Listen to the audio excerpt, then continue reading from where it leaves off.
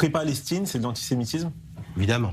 Aujourd'hui, depuis le 7 octobre, même avant. évidemment. Depuis le 7 octobre, je dirais même mieux depuis le 8 octobre, à partir du moment où il n'y avait pas un soldat. Si.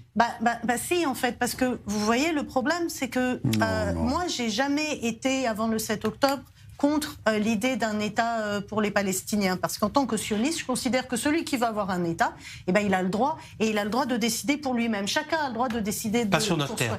Pour soi-même. Ça, c'est une chose. Après, la question du territoire, c'est une question qu'on doit voir avec nous, parce qu'il s'avère que nous aussi, on est sur ce territoire-là. Donc, c'est quelque chose qui doit se voir entre Palestiniens et Israéliens. Ça, c'était avant le 7 octobre. Maintenant, à partir du 7 octobre, donc on disait Free Palestine, bon, je ne sais pas de quoi, mais... soit. À partir du moment où le 7 octobre, on a déjà, même le samedi après-midi, on voit dans certaines villes au Canada, par exemple, en France et un petit peu partout, on voit déjà des manifestations spontanées qui débarquent et qui disent Free Palestine, alors qu'il n'y a pas un seul soldat qui a mis le pied déjà à Gaza, qu'on est encore sous un effet de chaos complet, qu'on ne sait pas encore combien il y a de morts, combien il y a de soldats, combien de Nourba qui sont rentrés sur notre territoire.